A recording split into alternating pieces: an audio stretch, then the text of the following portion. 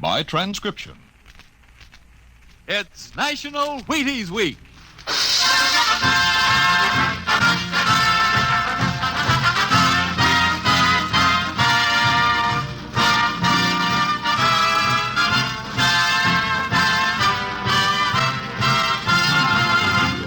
Yes, it's National Wheaties Week, and Wheaties present Dimension X.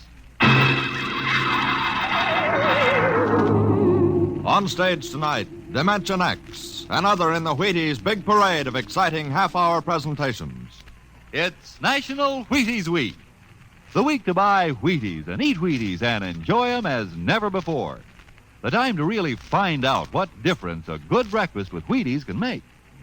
You know, you're getting protein when you dip into a bowl full of Wheaties. You're getting whole wheat minerals and vitamins. You're getting whole wheat energy. Yup, there's a whole kernel of wheat in every Wheaties flake. That's how a better breakfast, beginning with Wheaties, can help you step lively all morning long. And that's why all over this big country, folks are celebrating National Wheaties Week and stepping lively. So how about it? Get out the big cereal bowl and help celebrate Breakfast of Champions. Pour out those golden flakes, put on the milk, put on the fruit, and let's have National Wheaties Week. You ready? Let's go.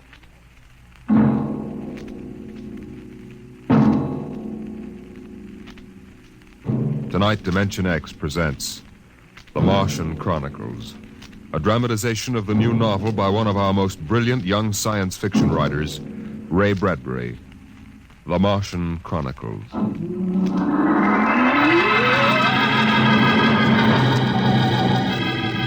January in the year 1999. 1 minute it was Ohio winter with doors closed, the panes blind with frost, icicles fringing every roof, children skiing on snowy slopes. And then a long wave of warmth crossed the small town, a flooding sea of hot air. Bye, Mom. I'm going out. William McClellan, you come back here. You know you can't go out in winter without a coat. Do you want to catch your death of cold? But it isn't cold. It's warm outside. It's rocket summer. Rocket summer? You know, like Indian summer.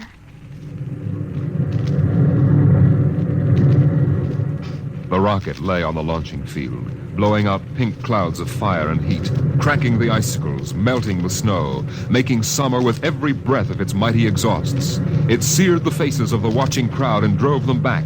And then they saw the red fire and heard the big sound as the silver rocket shot up toward Mars and left them behind on an ordinary Monday morning on the ordinary planet Earth.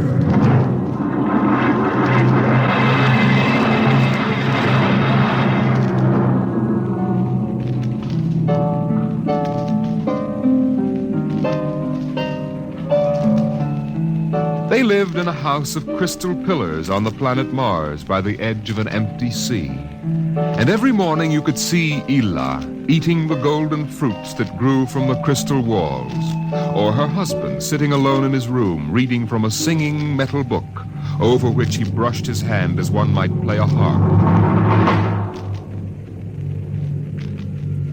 Ela and her husband were not old. Once they had liked painting pictures with chemical fire, swimming in the canals when the wine trees filled them with green liquors, and talking into the dawn together. But no more. Marriage sometimes makes people old and familiar while still young, and Ela was not happy now. This morning she sat dreaming between the crystal pillars and wished that somehow a miracle might happen. And then suddenly... Ela, did you call? No. I thought I heard you cry out. Did I? I was almost asleep and had a dream. In the daytime? You don't often do that. Strange. How very strange. I dreamed about a man. A tall man. 6 feet tall. Oh, how absurd. He'd be a giant, a misshapen giant. I know. And yet somehow he looked quite handsome.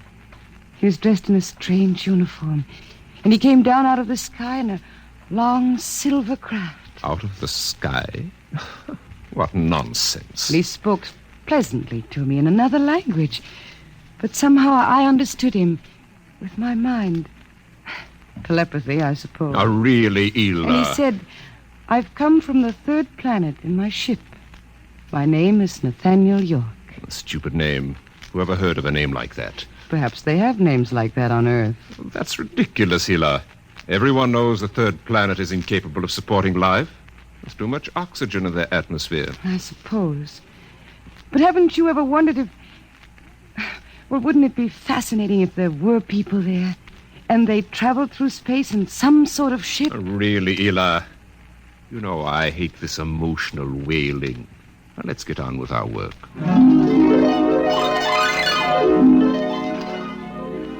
Evening came. The twin white moons of Mars were rising, and the house closed itself in like a giant flower. A wind blew among the pillars, stirring Ela's russet hair, crooning softly in her ear. And it was then that she began singing the song. Drink to me only thine eyes, and I will pledge with mine. Ela, what's that song? I don't know. What do you mean you don't know? I've never heard it before. Did you compose it? No. Yes. No, I don't know, really.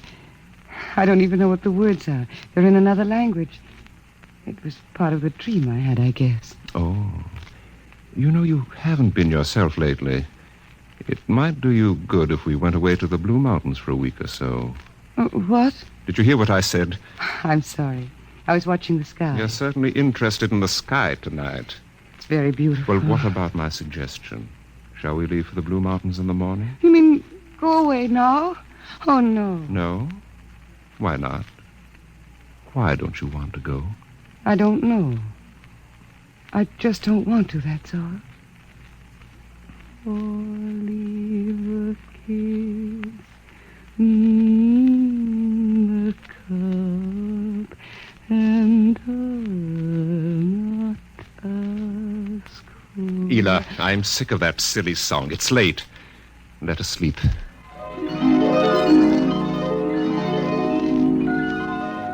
From the crystal walls poured a soft carpeting of mist to support Ela where she lay down to sleep. But through the night she tossed restlessly, until just at dawn the dream recurred. Ela, wake up. What? Oh, what is it? You've been dreaming again. You talked in your sleep. Did I? Yes. What were you dreaming?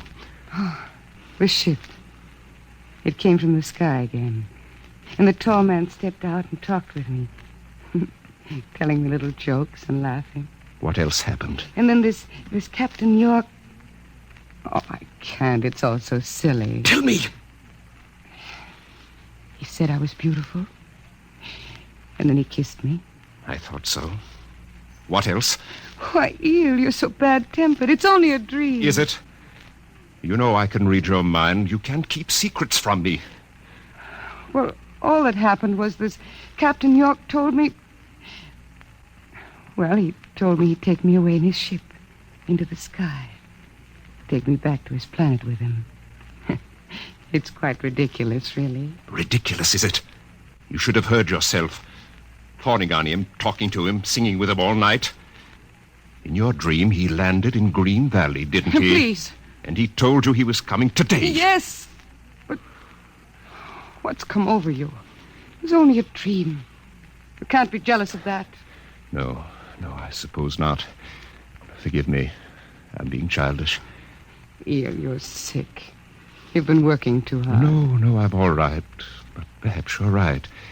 Maybe I could use a little relaxation. Yes. I think I'll take the morning off and go hunting.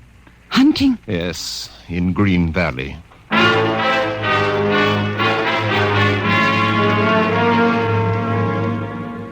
Numbly, she watched him go to a closet and draw forth an evil-looking weapon. And then her husband was gone, walking toward Green Valley. And Ela waited, watching the sky for an unknown thing, trembling with a nameless fear. And then it happened. A whirring, rushing sound. The warmth as of a giant fire passing in the air. The gleam of metal in the sky. He's come. It's true. The dream is true. The rocket vanished over the hill. The sky was empty again. And trembling, Ela waited again, looking toward Green Valley and seeing nothing. Listening for sounds and hearing nothing. Until a shot sounded, very sharply, the sound of the evil weapon. Oh, no. No. Her body jerked with the sound, and she wanted to scream and never stop screaming. For now she knew the dream could never come true. There was nothing left but the song, the strange and fine and beautiful song. Drink to me only with thine eye, and I will pledge with mine, or leave a kiss within the cup.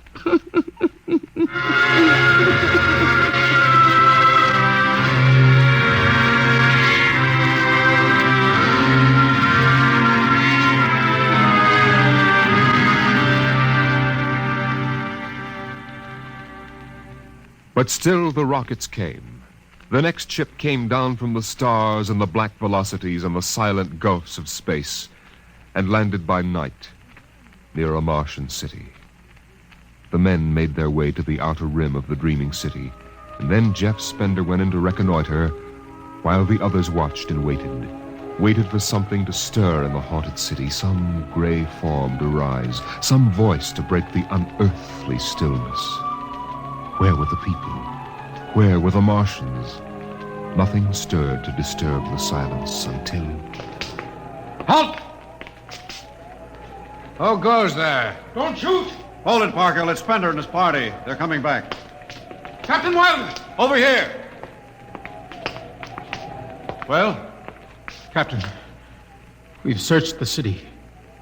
People were living here last week. People? Martians. Where are they now? Dead. Dead. What did they die of? You won't believe it, Captain. Chickenpox. Good Lord, no. Yes. No resistance to an Earth disease, I guess.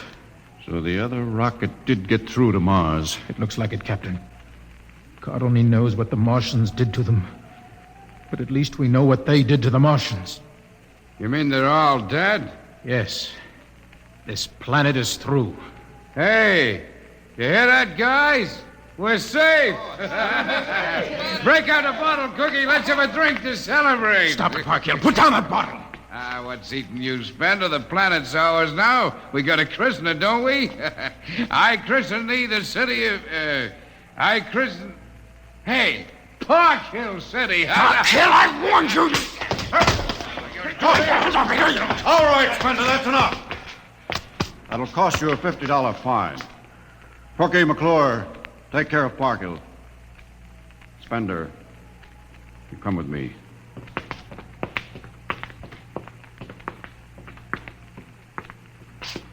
All right, Spender, why did you hit him? I don't know, Captain. I was ashamed, I guess. Ashamed of Sam Parkhill and the noise and the spectacle the whole crew is making. It's been a long trip.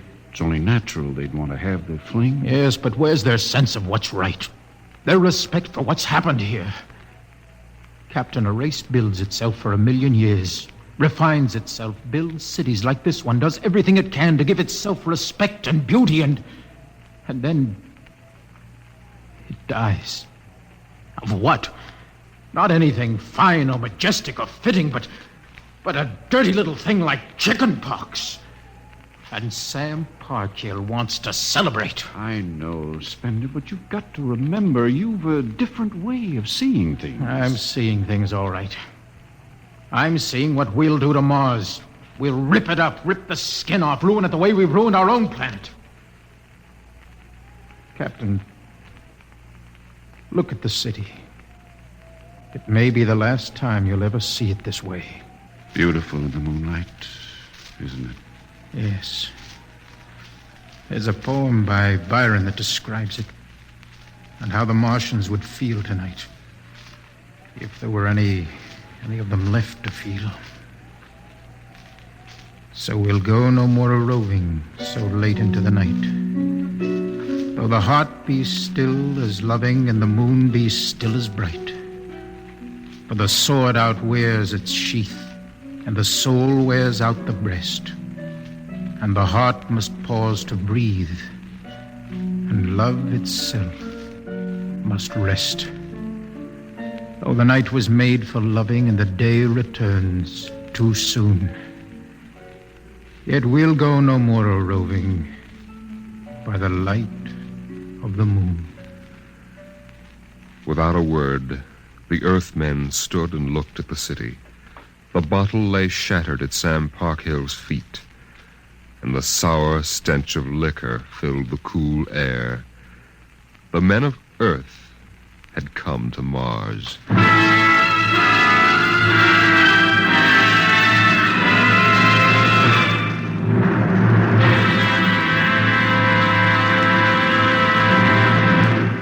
Dimension X will continue in just a moment.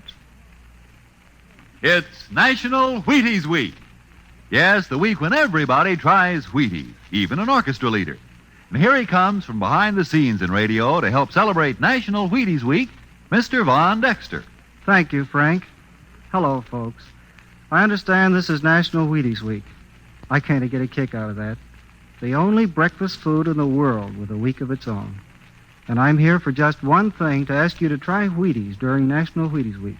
There are a lot of us whose voices you've never heard on the Wheaties big parade of radio programs, you know.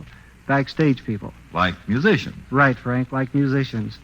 We'd get great pleasure from knowing you like these programs well enough to buy a box of Wheaties tomorrow. Wheaties are good. They're nice to eat. I like them. I think you will. Try them once during National Wheaties Week. Will you do that? Vaughn, I think the folks will. Good. Thank you. Good night.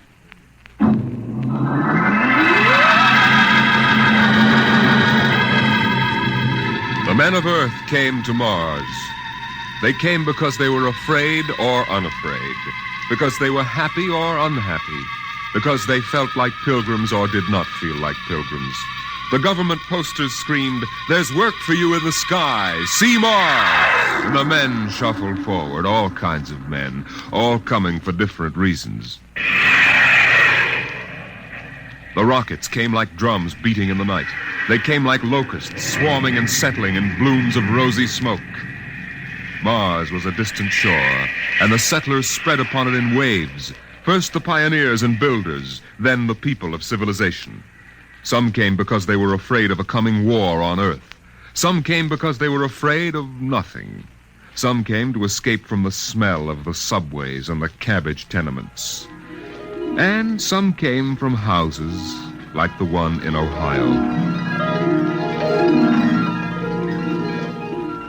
It was a good house, the house in Ohio, and for 6 years the family had lived there contentedly, enjoying music and poetry and the rich, warm things of life. For the house had been built to be lived in the year 2020. It contained all the latest automatic devices, from talking book recorders to singing clocks. 7 o'clock, time to rise, open your eyes. Tick-tock, 7 o'clock, time to rise, open your eyes. As the family rose and dressed, the beds whirred electronically and made themselves.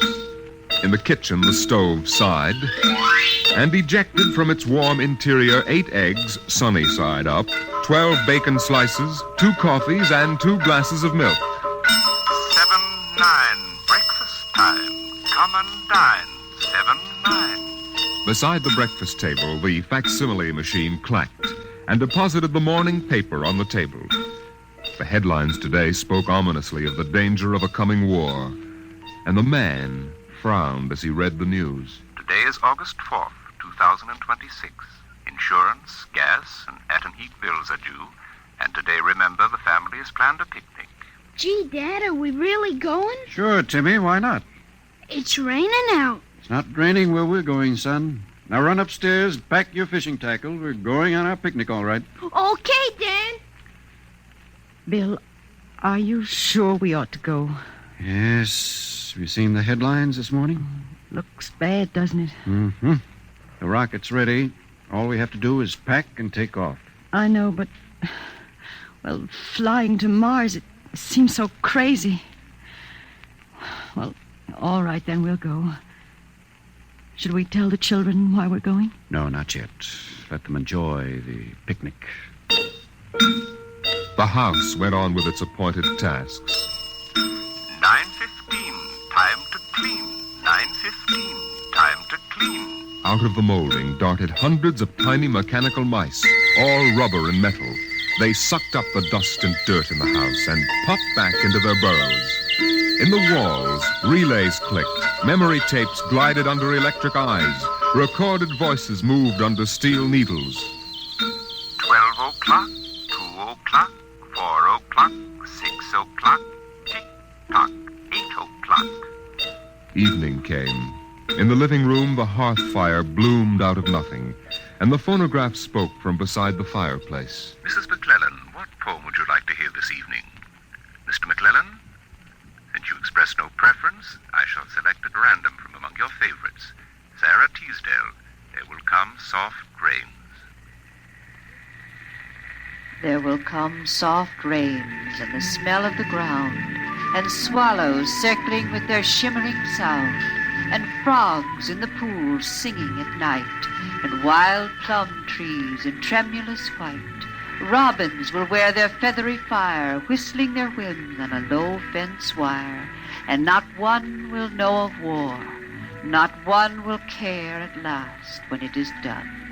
Not one would mind, neither bird nor tree, if mankind perished utterly, and spring herself, when she woke at dawn, would scarcely know that we were gone. The phonograph finished the poem, but there was no one there to hear, for the family had gone to Mars.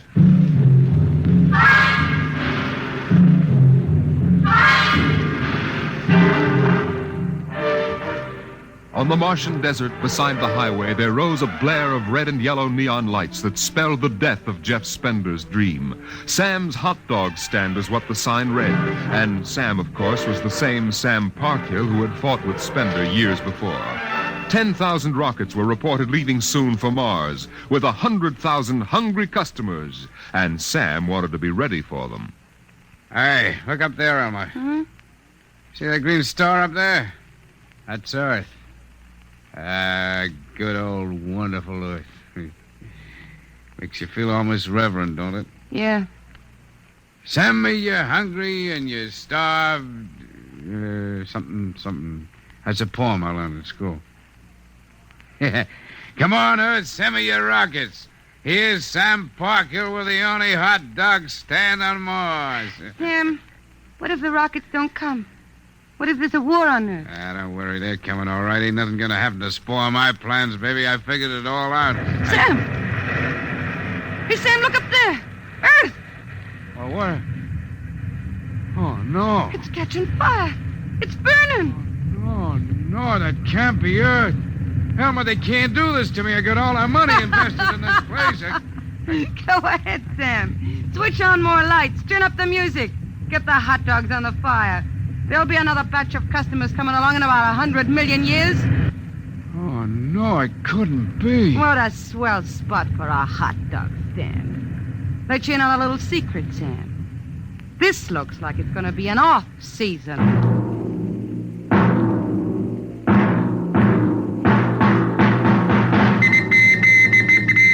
The light beam radio crackled with the news. By morning, the shelves of the luggage store were empty, and the rockets were blasting off, headed back to Earth. In a few days, everyone was gone, and the planet of Mars once more lay deserted and silent.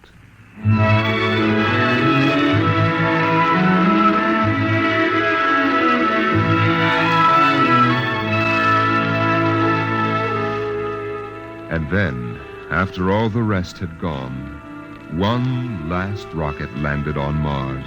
A small, family-sized rocket come all the way from Earth. It seemed a long way to go for a picnic, but Dad had suggested a fishing trip, and Mother thought the whole family would enjoy a vacation. So here they were, floating down a Martian canal, with Timothy sitting in the back of the boat with Dad and Mother up front holding Alice the baby, and the deserted Martian towns drifting slowly by. Dad, What is it, Timmy? when do we see the Martians? You promised we would. Soon, Tim, soon. Oh, but William, the last Martians died out years ago. They're a dead race now. Not quite. Don't worry, son. I'll show you some real live Martians later on. Gee, this is swell. I wish we didn't ever have to go home. How long can we stay? 1,000,000 years. 1,000,000 years? Yes. It's time we told you, son. We're not going home. This is where we'll live from now on. But what about the rocket? What about Ohio? There's nothing there now but ruins. The last Earth radio just went off the air. That means the war is over and Earth is finished. We're going to blow up our rocket and start all over. See if we can't build a better world up here. You mean Mars is going to be our home? Yes. I hope you don't mind too much.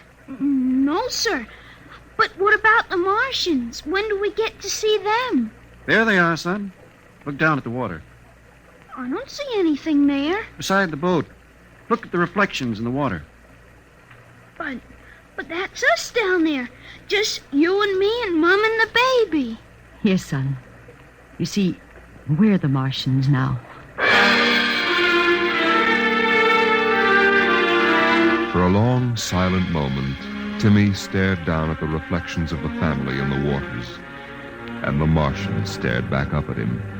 Then he lifted his eyes to the deep ocean sky, trying once more to see Earth and the house he had always called home. But Earth was too far away, and the house was now only a heap of radioactive rubble. Only one wall remained standing, and within the wall a voice spoke again and again and again.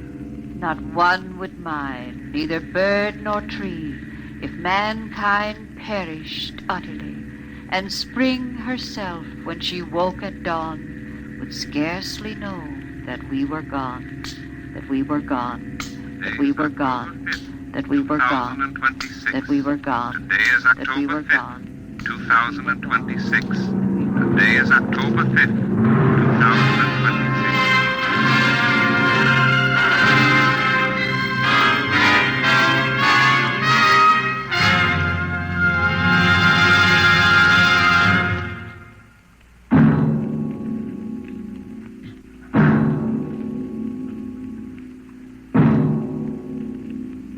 You have just heard The Martian Chronicles, a dramatization of highlights from the new novel by Ray Bradbury. Your narrator was Norman Rose, and featured in the cast were Inga Adams, Roger DeKoven, and Donald Buca. Music by Albert Berman, engineer Bill Chambers. Dimension X is produced by Van Woodward and directed by Jack Cuney. In a moment, we'll tell you about next week's show. And now, here is your Wheaties man, Frank Martin. Go out and get the Wheaties. It's National Wheaties Week. Yep, this is the week everybody's trying Wheaties. See yourself how Wheaties at 7 can help at 11. A better breakfast beginning with Wheaties can help make a wonderful difference because there's a whole kernel of wheat in every Wheaties flake. So eat happy, work happy. Wheaties, breakfast of champions. Get yours. Get yours. It's National Wheaties Week. Next week, the strange and chilling story of The Parade. The parade that suddenly turned into a funeral procession for the world of tomorrow. The world of... Dimension X.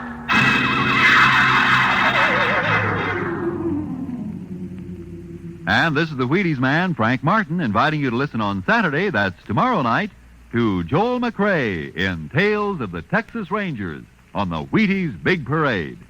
See you then. Remember, it's National Wheaties Week. Swing your partners right and left. It's National Wheaties Week. Come on, everybody, to the Wheaties party. Eat a lot of Wheaties like the champions do. Dance together, cheek to cheek. This is National Wheaties Week. Eat a lot of Wheaties like the champions do. Wheaties, a breakfast of champions. The preceding was transcribed. Coming up is Jack Late. Listen for Bill Bendix, October 6th on NBC.